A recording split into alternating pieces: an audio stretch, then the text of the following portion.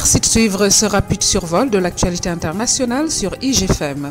En Afrique du Sud, le procès pour corruption de Julius Malema a été reporté au mardi 3 août 2015 après une audience éclair à Polokwane, au nord du pays, où une foule de sympathisants du jeune leader populiste sud-africain était venue lui apporter son soutien. Accusé de s'être personnellement enrichi lors d'un appel d'offres provincial truqué pour l'entretien des routes de Limpopo, Malema est rapidement ressorti du tribunal pour haranguer ses supporters rassemblés dans la ville depuis la veille sous haute surveillance policière. Julius Malema, 33 ans, qui se fait appeler commandant en chef, est accusé de corruption, racket et blanchiment dans cette affaire remontant à 2009. L'acte d'accusation fait état d'une pyramide de sociétés écran pour association Malema comme actionnaire indirect à l'entreprise qui aurait été choisie en 2009 pour la réfection des routes de Limpopo avant même l'apparition de l'appel d'offres.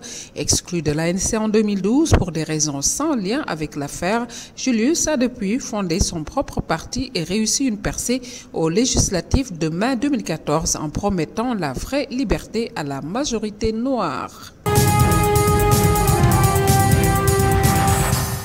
Dans ce registre judiciaire, cette fois-ci au Niger, la justice nigérienne a émis un mandat d'arrêt à l'encontre du président de l'Assemblée nationale, Amadou Mossi Boubacar, avocat du président, a confirmé l'information tout en précisant qu'il ne s'agissait pour le moment qu'un d'un mandat d'arrêt national. En fuite en France après avoir transité par la Belgique, Ama est mis en cause dans un trafic international de bébés.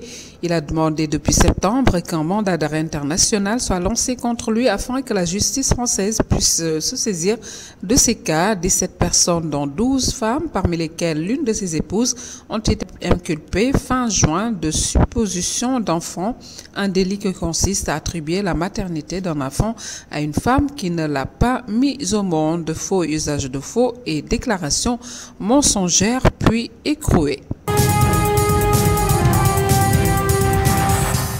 Les bonnes nouvelles agricoles s'accumulent pour la Côte d'Ivoire où des récoltes records ont été annoncées dans le secteur du cacao et de la noix de cajou, dont le pays est respectivement premier et deuxième producteur mondial. Les autorités y voient l'impact direct de leur politique qui vise à moderniser l'agriculture nationale, a expliqué Siaka Coulibaly, directeur de cabinet du ministre en charge. Une nouvelle d'importance en Côte d'Ivoire où le secteur agricole représente 22% du PIB, plus de 50% des recettes d'exportation et surtout les 2/3 des sources d'emploi et de revenus de la population selon la Banque mondiale. Outre une météo favorable, la distribution depuis des années de semences de cacao dit Mercedes au rendement double ou triple par rapport à ceux des vergers vieillissants ivoiriens a porté ses fruits, observe Edouard Nguessan, directeur général du Conseil Café Cacao.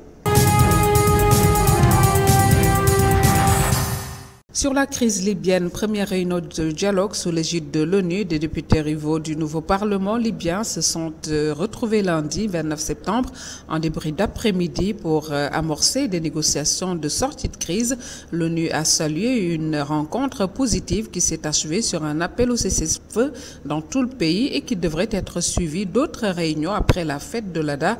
Un nouveau Parlement issu des élections du 25 juin dernier est dominé par les anti-islamistes et reconnu par la communauté internationale, mais est contesté par des milices de la coalition Fajr Libye qui contrôle Tripoli depuis août dernier.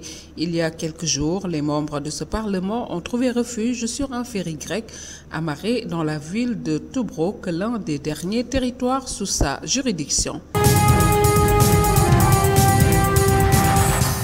Nous vous le disions hier, l'Afghanistan a un nouveau président. Depuis lundi, Ashraf Ghani a été officiellement investi à Kaboul, succédant ainsi à Hamid Karzai. L'un des premiers actes du nouveau chef de l'État, c'est la signature prévue ce mardi de l'accord bilatéral de sécurité avec les États-Unis. Une signature repoussée à de nombreuses reprises par Hamid Karzai, mais à laquelle Ashraf Ghani s'était engagé.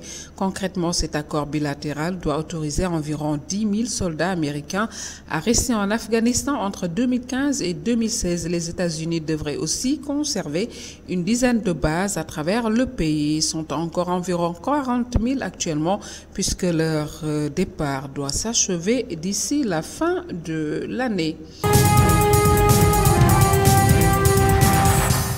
Au troisième jour des manifestations à Pékin, c'est bien connu, la ville n'aime recevoir de leçons de personne, surtout lorsqu'il s'agit de ses affaires internes et que les conseils sur la gestion de la crise à Hong Kong proviennent de l'ancienne puissance coloniale qui a rétrocédé le territoire à la Chine il y a 17 ans. Et le message est on ne peut plus clair, Hong Kong est une ville chinoise. Hong Kong est une région administrative spéciale de la Chine. Hong Kong est strictement notre affaire, a martelé Hua Chunying, l'une des porte-paroles du ministre des Affaires étrangères. Nous réaffirmons notre refus à toute ingérence dans nos affaires intérieures. Un message également adressé à Washington qui suit avec attention les événements et qui a fait connaître sa position à Pékin sur le site de la Maison-Blanche. Une pétition est lancée depuis le 4 septembre dernier, s'adresse au président des États-Unis. L'administration Obama s'est engagée à répondre à chaque pétition qui requerra plus de 100 000 signatures en un mois. Voilà, c'est tout pour ce rapide survol de l'actualité internationale sur IGFM. Merci de surfer chez nous. On se retrouve demain.